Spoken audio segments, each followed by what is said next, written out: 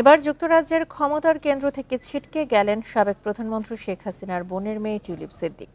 রাশিয়ার সঙ্গে রূপপুর পারমাণবিক বিদ্যুৎ প্রকল্পে দুর্নীতি ও লন্ডনে বিনামূল্যে ফ্ল্যাট নেওয়ার অভিযোগ তার বিরুদ্ধে। এছাড়া পূর্বাচলে প্লট নিয়ে অনিয়মের মামলাতেও আসামি টিউলিপ। বিশেষজ্ঞরা বলছেন, দুর্নীতির মামলায় টিউলিপকে বাংলাদেশে এনে বিচারের মুখোমুখি করা সম্ভব। বাংলাদেশের রাজনৈতিক পট পরিবর্তনে শেখ হাসিনা সরকারের ব্যাপক দুর্নীতির তথ্য বেরিয়ে আসায় তার ধাক্কা লেগেছে সুদূর যুক্তরাজ্যে।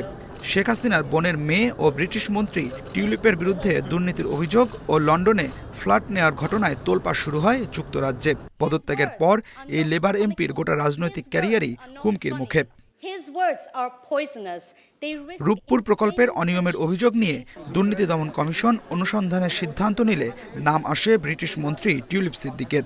2013 সালে মস্কোয় রূপপুর পারমাণবিক বিদ্যুৎ কেন্দ্র প্রকল্পের মধ্যস্থতা করেন শেখ হাসিনার সফরসঙ্গী টিউলিপ, এমন দাবি করে বিভিন্ন দেশি বিদেশি গণমাধ্যম।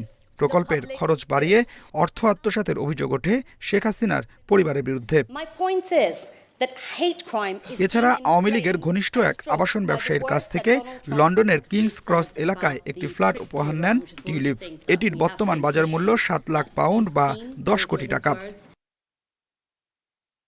এদিকে অনিয়মের মাধ্যমে ঢাকার পূর্বাচলে প্লট বরাদ্দে শেখ হাসিনা পরিবারের বিরুদ্ধে 3টি মামলাতেও টিউলিপকে আসামি করেছে দুদক।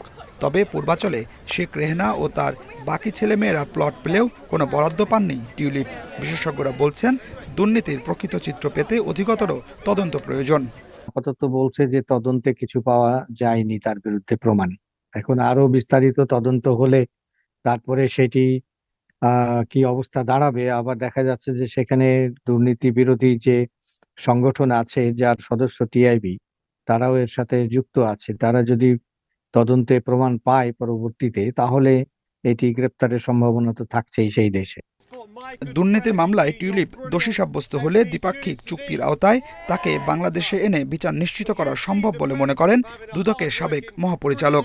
তার বিরুদ্ধে গ্রেপ্তারি পরোয়ানা জারি হলে, যেটি আপনার মিউচুয়াল লিগ্যাল অ্যাসিস্ট্যান্স, তারপরে ইন্টারপোল ইত্যাদির মাধ্যমে যে প্রক্রিয়া আছে, সেই প্রক্রিয়ার মধ্য দিয়ে তাকে গ্রেপ্তার করে আনা যেতে পারে।